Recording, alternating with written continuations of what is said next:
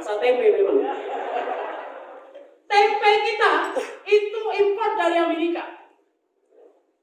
Dan kalau Amerika mau mengganggu ekonomi kita atau kita mau melawan Amerika, gampang Amerika itu cara membuat ekonomi Indonesia jatuh atau dikuasai. Tempenya ditahan. Tempenya ditahan tuh ya. Jangan pikiran tempe yang lain. Tempenya ditahan atau kedelainya ditahan atau di apa? Kalau negara-negara yang melawan itu biasanya di embargo. Begitu ada embargo tempe dari Amerika, langsung apa yang terjadi? Berpengaruh nggak dengan ekonomi kita? Berpengaruh, karena permintaan akan tinggi, maka harganya akan naik, dan itu menyebabkan terjadinya inflasi. Inflasi otomatis itu ekonomi kita akan terpuruk. Sedemikian mudahnya ekonomi Indonesia yang tanpa kemandirian dikuasai oleh negara-negara maju. Dan negara-negara maju itu kuat karena koperasinya tadi disebut dan dicontohkan oleh Bung Opon. Kalau kita tidak membangun koperasi atau membangun ekonomi kemandirian, maka kita jangan berharap bahwa kita akan lepas dari nasib penindasan atas korporasi kapitalis. Setuju nggak kalau kita mau mandiri dan merdeka secara ekonomi, kita kembangkan koperasi? Setuju? Setuju. Hidup buruh! Hidup buruh! Hidup koperasi! Coba hidup koperasinya lebih kencang. Hidup koperasi! Tadi sudah ada info bumi, saya berani ngomong kayak gitu. Kalau koperasi tidak boleh dikembangkan di FSMI, saya tidak berani juga provokasi. Sudah tenang, itu saya kasih jalan. Oh sudah kasih jalan. Kalau sudah diizinkan dia selesai. Oh ini gimana caranya revolusi ekonomi, Pak? Ketiga adalah kemiskinan dan pengangguran. Kemiskinan dan pengangguran ini adalah penyakit yang dari dulu ingin dihapuskan. MDGs, Millennium Development Goal, terus kemudian diganti karena tidak tercapai SDGs. Nanti akan direvisi lagi apa lagi? PGDS, apa SSS. Sebetulnya kemiskinan ini bukan dihapuskan tapi ingin dilanggengkan melalui skenario ini. Jadi menurut saya tidak perlu kita itu harus mengikuti skenario negara-negara maju. Kita bangsa Indonesia membuat skenario sendiri dengan membangun ekonomi kemandirian. Adalah ekonomi gotong royong, ekonomi koperasi itu. Kemiskinan baru akan selesai. Pengangguran. Kita mengalami bonus demografi. Bonus demografi itu tadi defisit neraca perdagangan dan pembayaran sudah saya sebutkan. Intinya defisit neraca perdagangan kita itu tahun 2018 saja saya contohkan itu defisit 5,8 miliar US dollar, berapa triliun? Ratusan triliun. Dan itu artinya untuk kita makan itu kita harus banyak importnya daripada yang kita ekspor. Dan itu 30 tahun itu yang terburuk setelah 30 tahun yang lalu defisit neraca perdagangan. Nah, bonus demografi itu artinya Indonesia ini akan mencapai satu perbedaan dibandingkan dengan negara maju. Negara maju itu sedang mengalami yang disebut aging problem. Aging problem itu apa? Mengalami penuaan generasi. Artinya apa? Orang luar negeri di negara maju itu karena tingkat kualitas hidupnya semakin baik dan anak-anak mudanya tidak mau menikah, rata-rata pada jomblo. Saya ciri-ciri penghuni negara maju itu jomblo. Terus kemudian tidak punya anak, tidak punya istri, terus kemudian dia satu orang harus menanggung yang namanya ayah dan ibunya yang masih hidup, kakek dan neneknya masih hidup. Dan ini berarti ada berapa orang? Satu orang menanggung 4 orang yang masih hidup. Itu mengalami aging problem atau penuaan. Bahkan Cina pun itu sekarang itu juga negara-negara Rusia, Cina itu siapa anak muda yang mau menikah dan kemudian dia punya anak akan ditanggung oleh negara dari persalinannya sampai hidupnya. Tapi tidak ada juga yang mau beranak. Coba kalau orang Indonesia yang gitu kan, saya akan tanggung semua hidup Anda. Apalagi guru langsung produksi terus.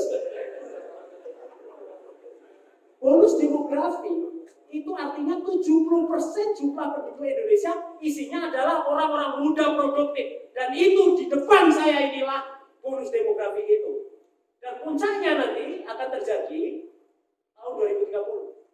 Setelah 2030 kita mungkin akan mengalami aging problem juga. Ini adalah tahun emas, saudara-saudara. Kita diisi oleh anak-anak muda produktif. Kenapa ekonomi ketika pandemi cukup selamat juga di Indonesia? Karena lebih banyak anak mudanya daripada orang tua.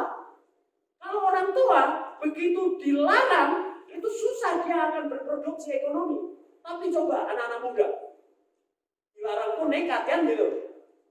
Makanya ekonominya masih tetap jalan, tapi kesehatannya yang terbelakang. Kalau tidak mungkin kita sudah terpuruk jauh.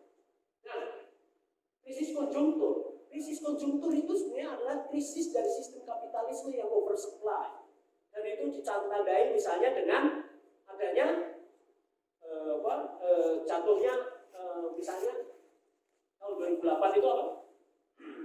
Subprime mortgage atau jatuhnya ekonomi Amerika itu yang berdampak ke bank kita Century, kasus Century itu juga karena ada korupsi penyelamatan terhadap krisis ekonomi, keuangan dan sebagainya.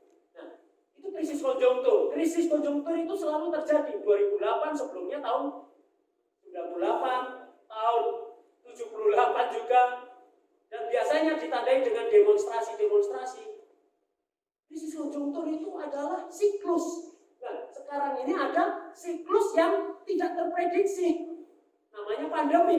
Ini siklus ini, hati-hati teman-teman. Krisis ekonomi itu selalu ternyata setelah krisis, itu elit kaya, itu kekayaannya semakin konsentratif.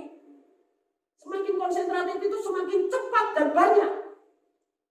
Yang miskin semakin masif. Masif itu masih merata miskinnya. Coba Anda buka statistik. Gini rasio atau kesenjangan kepemilikan kekayaan Indonesia itu sekarang sudah parah. Silakan next yang selanjutnya. Ini menurut hasil riset ini, riset dari mana? Riset dari Swiss Credit, ini lembaga bereputasi internasional. Apa yang terjadi? Gini rasio kekayaan kita. Gini rasio itu artinya tingkat kepemilikan kekayaan kita. Itu adalah 0 ya. 0 sampai skornya itu 0 sampai 1. Kalau 1 itu berarti tidak ada di dunia ini atau di Indonesia ini yang punya duit atau punya kekayaan, yang punya hanya satu orang, itu tidak mungkin. Kalau 1 itu berarti semua harta orang ini adalah kalau 0 berarti semua harta di Indonesia ini dibagi sama rata semua, nggak mungkin juga. Nah, kita itu sudah 0,82 dari Gini rasio kekayaan. Artinya apa? Ada segelintir elit orang kaya yang dia menguasai kekayaan. Tapi terlalu banyak rakyatnya yang tidak punya kekayaan. Dan itu bisa dibuktikan dari hasil riset Swiss ini. 0,82 sudah pas. 0,82. Sebelumnya 0,4 berapa tahun yang lalu? 0,41 itu Gini rasio pendapatan. Gini rasio pendapatan berbeda dengan Gini rasio kekayaan. Gini rasio kekayaan itu artinya tingkat kepemilikan kekayaannya. Orang Indonesia yang dewasa, kepemilikan kekayaannya dari di bawah 150 juta, itu jumlahnya berapa? Ini ada di riset ini semua. Dan 115 juta rakyat Indonesia itu punya hidup itu di bawah. Sebetulnya sekarang itu ketika pandemi langsung jatuh miskin. Kemarin di bawah di garis kemiskinan. Sekarang begitu pandemi langsung jatuh miskin semua. Jadi penerima bansos. Makanya hidupnya itu kan yang rentan Indonesia ini.